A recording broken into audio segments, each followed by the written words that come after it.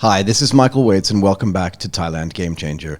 We are focused on the driving forces behind the startup ecosystem in Thailand and Southeast Asia. This show is produced by True Digital Park in conjunction with Michael Waitze Media. I am joined today by Rob Kawada, the managing director at English Gang. Rob, how are you? I'm doing well. How are you, Mike? I am super. Thanks for coming over and doing this. Yeah, no problem. It's been a long time in the works, and I really appreciate all your patience and your time. Can you give our audience a little bit of your background and experience for context before we dive into the deeper topic? Sure. So I was born right outside of Boston, Massachusetts, which you know very well. And then I went to university in New York, and I've actually spent the last 16 years here in Thailand. I originally came over here to work with the Ministry of Education and the Ministry of Finance, and that was a really interesting experience under the Thaksin administration at the time. Very interesting. Yeah. And then following that, I started to open my own companies. So I did a publishing company, I worked in education and marketing. I also worked directly with some international schools here in Thailand. Cool. To do marketing. And so that all kind of came together at a point where I was looking at English education in Thailand, and that was something that I really wanted to get into. Okay. But so what was the inspiration, though, for founding English Gang? Like, what was it about English education? And when did you start? About 4 years ago. Okay. Yeah. So about 2016, 17. Got it. Yeah. It was mostly out of frustration. There's a lot of people that go around and complain about the lack of English here in Thailand, Sure. But not many people doing anything about it. And it hit a head at one point. I was going to get on a flight with my friend to go international.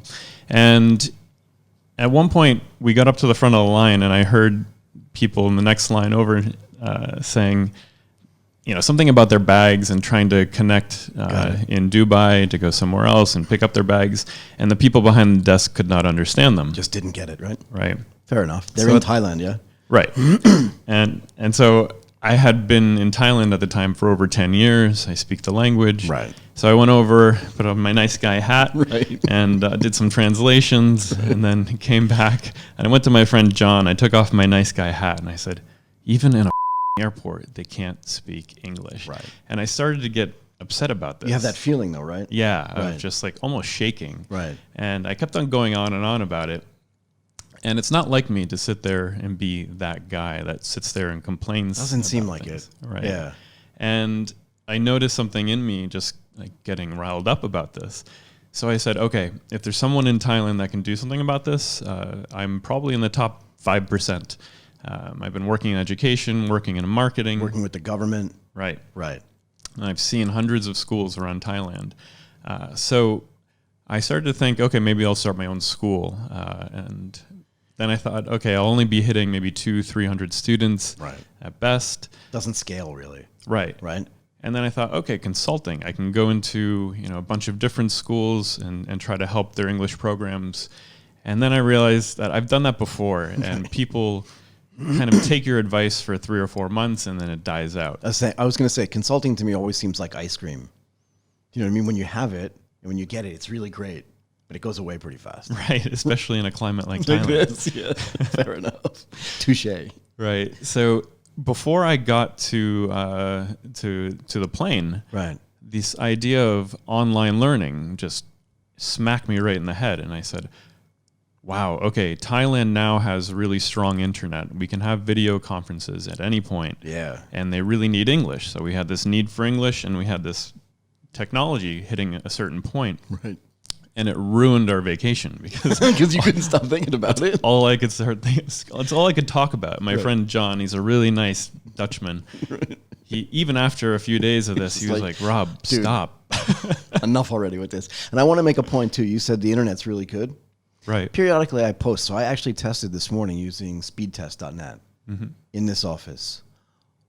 441 megabits up and 499 megabits down. Wow. I'm just saying. That is really fast.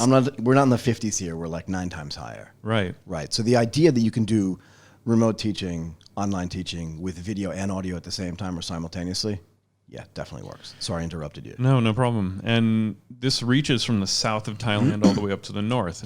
And coverage is great everywhere. There's such a focus on education in Bangkok. For sure. And it's condensed here. A lot of the best teachers are here. Right. A lot of the best schools are here. Right. And so what this does is it really spreads out all of the talent. So I can be sourcing teachers from Canada, from the UK, from United States.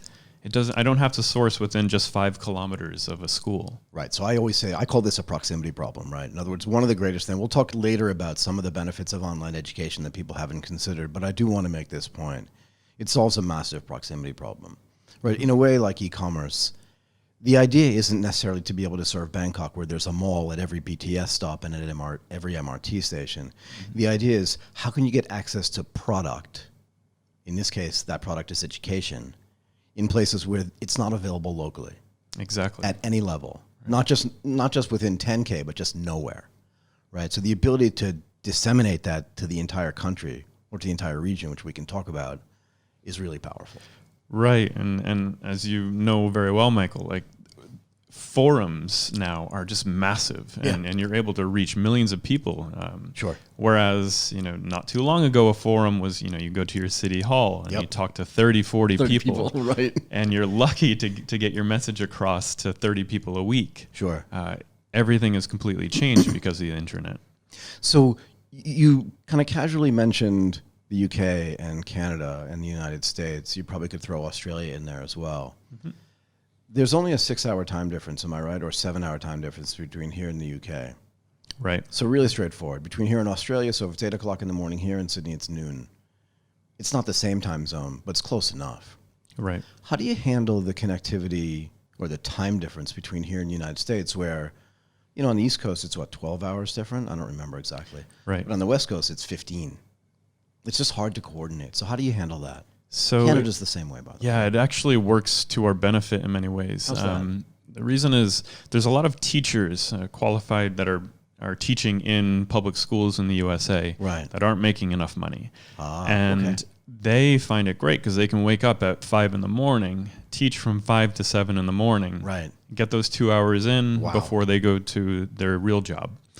So we have a lot of teachers that will work maybe 4 hours a day, a couple hours in the morning, a couple hours at night. So 5 a.m. for them is perfect for the kids getting out of school here. Sure. Right. So wait a second, though. If it's 4 hours a day, it's 20 hours a week. It's 80 hours a month. That actually turns into not bad supplementary income as well for them. It's very good income for them, but it's also kind of sad in the sense that they have to do this. Right. So, yeah. Right. I mean, it is what it is. And that's a whole nother podcast. We can spend another day talking about that. But we do want to make the point, though, right, it's sad, but it's an opportunity as well. Mm-hmm. Right? And the idea that you're giving those people that opportunity, right, it's not charity, yeah? Right. But it's definitely beneficial to everybody. It helps the students here, and not just in Thailand, but in the region, to get native English speakers. This was always one of the big problems in Japan as well, is that the English teachers weren't necessarily native speakers. So the Japanese were great at reading and writing, really great at it. But once you started to talk, they were embarrassed, right?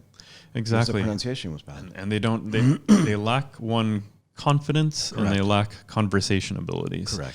And the pyramid is kind of upside down here where they have grammar at the bottom, and that's the most important thing. It's reading, writing, and then if they're lucky, they get to have some conversation. Right. And then the very few top 1% are confident in their English skills. Right. So what we've done is flipped it, and so we were really putting confidence first, and then we go to conversation, and then clean things up with grammar. So that's very interesting, actually. How do you instill the confidence?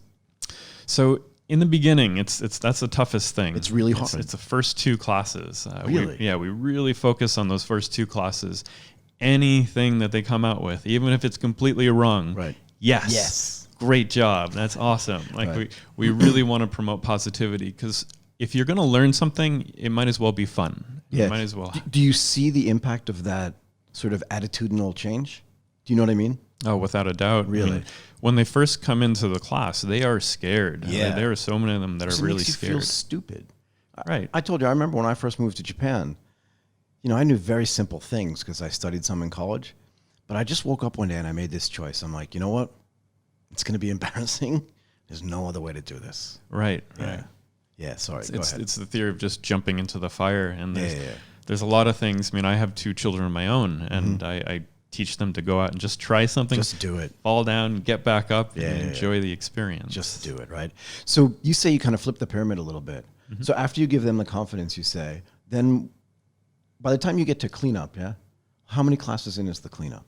Oh, and does I it don't. vary? Yeah, I don't like this answer, but yes, it depends. It's okay. It's yeah, okay. Yeah. So students that start off with absolutely nothing will typically take about a good 20 classes to be able to go beyond the point of just repeating the teacher. Right. So, right. But that's okay. Like we want them to repeat the teacher, feel like they're able to communicate in this new language and be comfortable with it. So how do you curate the teachers on the other side? Because you don't want to have a teacher in, pick someplace in the United States who's just in a bad mood. You want them to be able to be inspirational. If they have to go like, yeah, it has to feel authentic, right? It has to be genuine. Yeah, it has to be, because you can't have someone going, yeah, that's not going to work. It's a big part of what we do is we only accept 6% of our applications. That's that come amazing. in. Okay, so it's very selective. Right. So if you look at any tutoring school that's in a mall, Right. it might be more okay. They have the look. Right. They can speak the language. Let's take them. Good enough for us, kind of thing. We have a pool of just millions of teachers. Right. So this is the proximity thing again. It's like you don't have to be from one place. Right. Go ahead. Right. Yeah. So we really, in the beginning, we look just to make sure, 1, they're a native speaker. Right. 2, do they have their credentials, 3 years of experience teaching. And we cut those out, and then they come in for interviews, and then we do demo classes where sometimes me or the head teachers pretend to be an 8 or 9-year-old student. It's pretty For funny me, that to would watch. be simple, actually, to pretend like I'm 8 years There you old. go. Right. So we go through a long process of vetting the teachers. Good. And they are half of the company.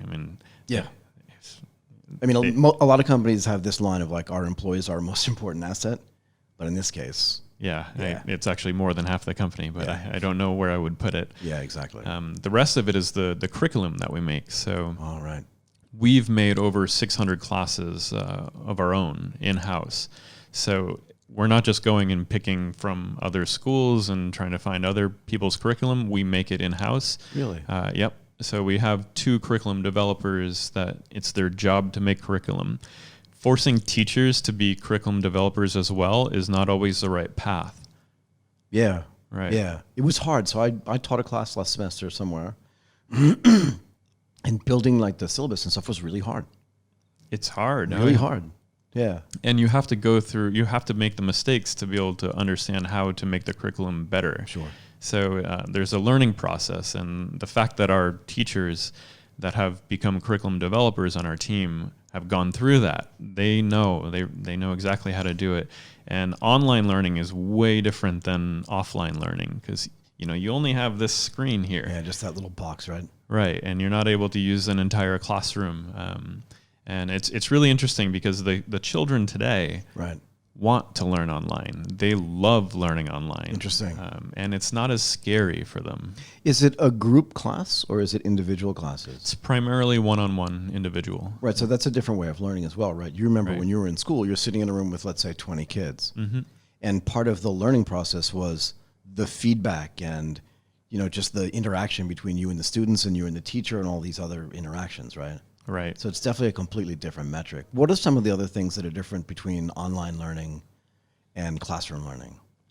Some of the other differences are that a lot of the students, they might forget that they have a class, Really? or like the teachers might forget as well. So that's one thing we learned in the very beginning is, we need to remind them about how to come to class. So, we'd set these reminders a couple hours before the classes begin.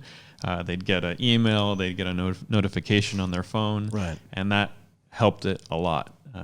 Do most of the students do it on their phone? They do it primarily from tablets or desktops or laptops.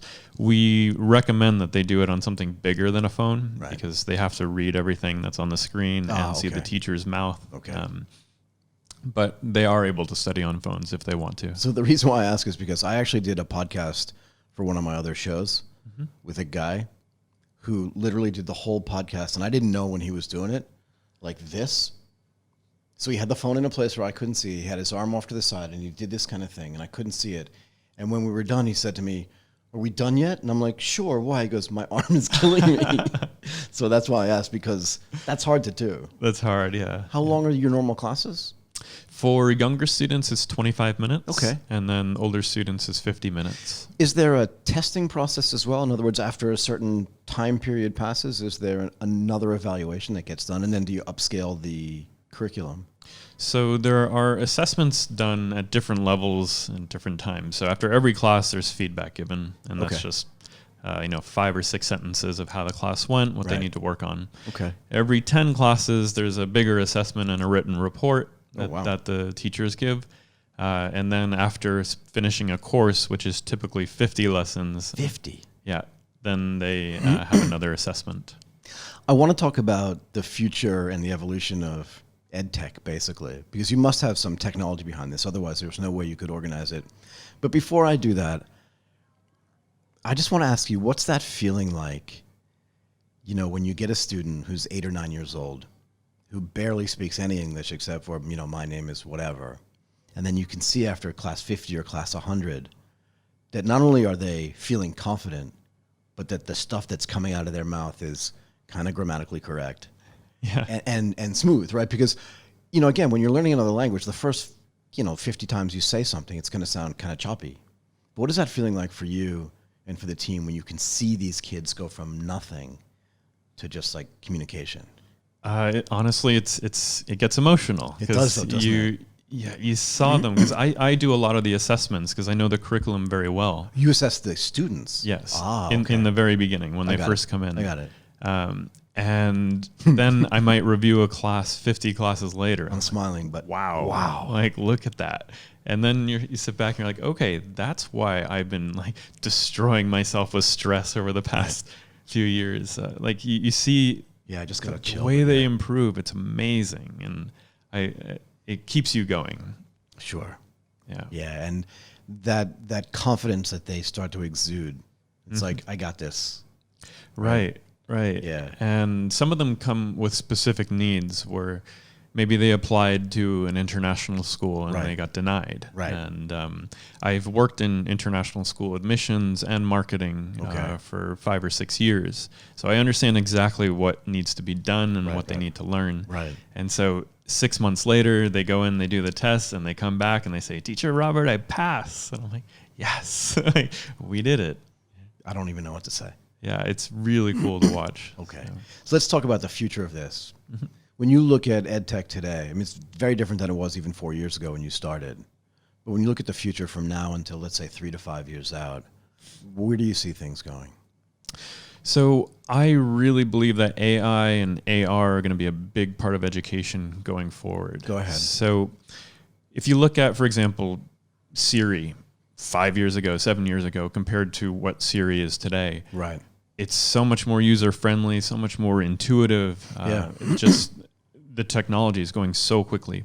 And currently, at least in China, they're using AI in the classroom. AI? Yeah. Okay. So they have, you can ask questions to a computer and it will give you a reply in English. Yikes. And it will also rate your accent and things like that. Really? So at the moment, it's Siri 5 years ago. It's okay. It does a job, but it's not that great. But if you think about how quickly this is moving, 3 to 5 years from now, you could have English classes being supplemented completely, or 50% or maybe 100% by AI if it's needed. Interesting. So for me, I think that like humans are never going to go away from interacting with other humans. Agreed. I just don't think like there's a visceral feeling you get when you're talking to another human being. That's never going to go away. Right. But if it's not, like you said, 5 o'clock to 7 o'clock in the morning in the United States or in Canada, not the right time in the UK, but you want to practice. The resources are always there. Always there, because in your house, like your mom and dad don't speak English. Right. Your brother's too young and your sister's at school. But if you could just sit there and have that conversation and practice, by the time it's time for the teacher to come, you're on fire. Right. And if you look at some of the classrooms in Thailand, in the hill tribes up north, they're not going to get many native English speakers to travel up there Right. and want to teach. And at the same time, in the South, it's the same deal. Like people don't want to go there, one, maybe for safety reasons. Whatever, but yeah. Yeah. And everything is concentrated here in Bangkok. And as we started off on that point, we need to spread it out, and technology is the way forward. So the AR stuff is actually really interesting to me. When I did an interview, must be 3 years ago now, with a guy named Charles Wang Grelin, and he runs the HTC VR AR business. And before I got on the phone with him to do the conversation and to record, I was pretty sure we were going to have a conversation almost entirely about games. You know, how to use the controllers to do the games and how HTC makes the best virtual reality and augmented reality equipment. And I started asking him, I do my prep work, and I started asking him questions about gaming. And he was like, gaming? I don't want to talk about games. He said, I want to talk about education. And the AR stuff, I'm sure you know this, right? But they did a test out west in China. And this is maybe like 2 years ago, I said, right? Or 3 years ago, where they took a class of 50 kids. I may have the number slightly wrong. They took the 25 smartest kids, the kids that have been outperforming, gave them no AR. And they took the 25 lowest performing kids, I don't want to call them not smart, and neither would he, and they gave them headsets and made the learning really immersive. He said the lowest one from the 25 that were the bad students started to outperform the top from the 25 students that didn't get anything. That's incredible. And that blew me away. That's good. Yeah. Yeah, and I think the idea of gaming and education, there's a lot of people think that gaming is such a terrible thing and kids are wasting their time. Yeah. And yes, in some respects, yes, they waste too much time playing games. Maybe. But there's so much to be learned from these games. Sure. I mean, you look at the Minecraft revolution that's going on. A lot of parents don't understand it, don't get it, but the kids are learning a lot from this program. Well, they're modifying it, like the Minecraft mods alone teach them a ton. And then they realize, I can learn how to code through a game. Right. It doesn't feel like learning. We talked about this earlier, right? If it doesn't feel like learning and if it's fun, you'll do it at scale. Exactly. Yeah. Right. And if you want to learn a new skill, you want to learn anything new, you have to have fun with it. Sure. So why not make it a game? Sure. Right. Yeah. And it makes you feel more confident in all the stuff we talked about earlier, right? Right. And then going into the AR, having, a virtual reality classroom. Sometimes in the international schools here in Bangkok, they are using virtual reality in the classrooms already. Right. So students get to go visit the pyramids, or they get Paris, to go. Yeah, Paris, whatever. Exactly. Yeah. And in that sense, we can bring that in not too much time. The only thing that's hindering right now is the expenses of just bringing in the technology to schools that don't have much of a budget. Right. But on the other hand, the phones are becoming, I know you want kids to look at it on a bigger screen because they're going to read a lot of stuff, right? Mm-hmm. But if you create a virtual reality environment or an augmented reality environment, maybe your phone alone, sitting on a tripod, can put you in an environment where it's a virtual screen. Yes. It's big enough to be able to see, but also, and again, I'm just thinking, I'm like freelancing a little bit, right? Stream of consciousness. But we talked before about being alone in the classroom. But if you could AR or VR somebody into a place where it felt like they were in a room with 10 other kids, maybe then they can interact with each other as well. Feed off each other. Yeah. And there's a lot of, that kind of brings me to the next point. In Thailand especially, but in many countries, pollution has been terrible lately. And, kids can't go to school. They have schools getting shut down for 3-4 days at a time. Yep. And learning stops at that point. Yeah. Why? Why? We have so much that we can use. It's such a shame, right? Yeah, and also the viruses that are going around lately, a lot of people are worried about that. And there's just so many reasons to be bringing technology into the classroom and also into people's homes as well. Yeah. And we need to take advantage of that. As you and I were talking about earlier, we used to have snow days back in the U.S. Right. And it could be one day up to even 3 or 4 days where kids would just stop learning, and they would maybe go out and play in the snow. Right. And this is really stressful for schools. They have certain amounts of days that they have to teach Legally. Right. To get funding and all these other things. Yeah. Mm-hmm. Go ahead. And when they have an ability to teach their kids remotely, right, it really helps out the whole system. Well, it reduces the necessity for what we used to call makeup days, right? Right. And nobody wants to go to school after like June 15th because that was the beginning of the summer. I just remember it getting really hot. Yeah.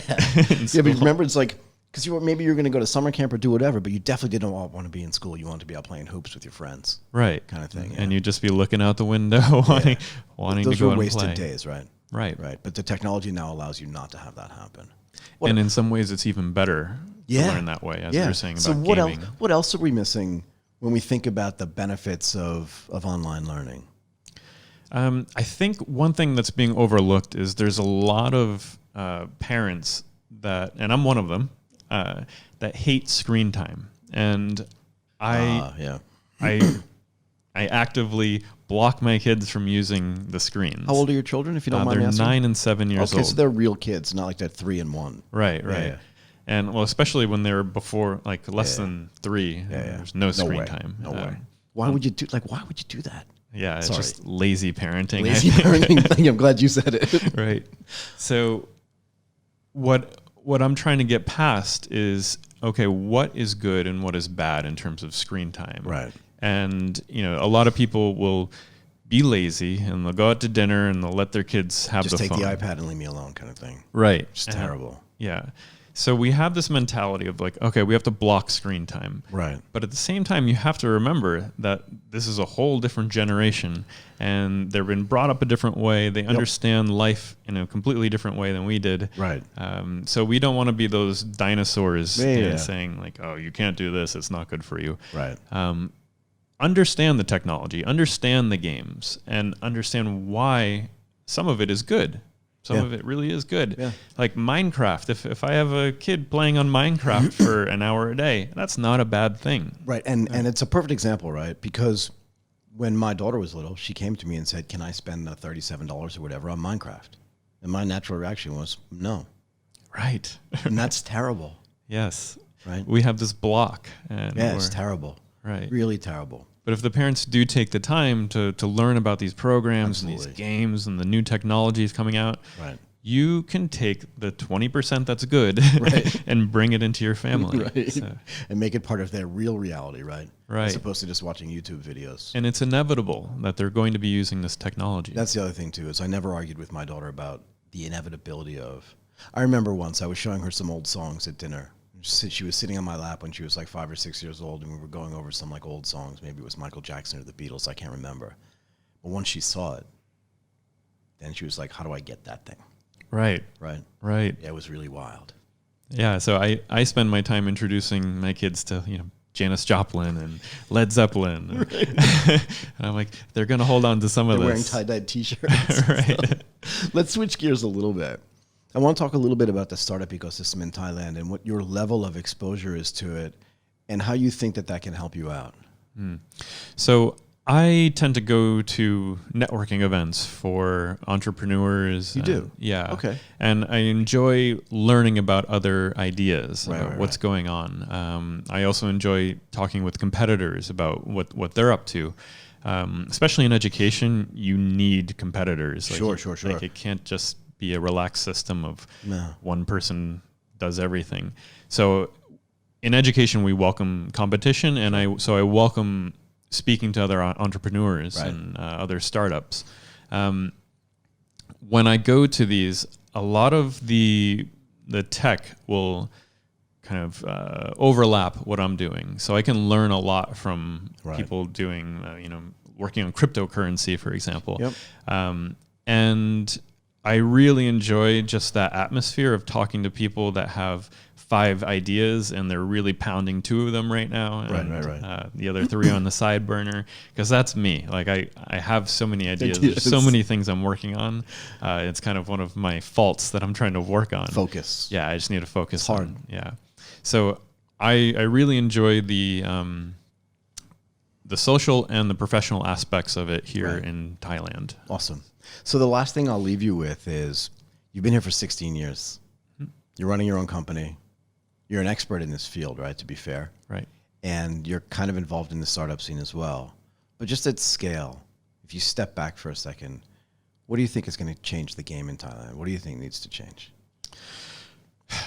There's many things, but to really pinpoint on something that's powerful for me is the fact that the internet has opened up all these doors for people. The Thai government is, just like many governments all around the world, sort of hinders a lot of people from moving forward, especially in education. So what we're looking at right now is that there's so much information that the Thais are being exposed to on the internet. Right. And they're learning that it's okay to learn online. Right. That it's okay. Like the traditional forms of education haven't been working that well. And they look at other countries like Finland and they see these massive changes in their education systems and how much they've improved because of it. And they're able to access their classes, maybe through like Khan Academy. They can go learn a different skill set just if they have an internet connection. Right. And these doors have opened up across the world, and I think Thais are really starting to open their eyes to, wow, we can also be a Finland, or we can be, the next tech country in the world. It's not just these other countries that have been kind of taking the reins, and they're the ones that are going to lead it. Right. And I think to a certain extent, this building where we're sitting is symptomatic of that, in the sense that people are starting to decide, wait a second, why are we ceding all of this stuff to other countries? Right. We can definitely do this. There's a lot of talent here in Thailand. Tons of talent, right? A lot of talent. Why are we going to give it up to all the other surrounding countries? We can all get better together, as opposed to just ceding all of this to Singapore, which is, a generation ahead. Right. And moving onwards from that, I mean, it's also about sharing. So there's a lot of people that are coming in from other countries sharing knowledge. And I think Thais are also going to other countries sharing their knowledge.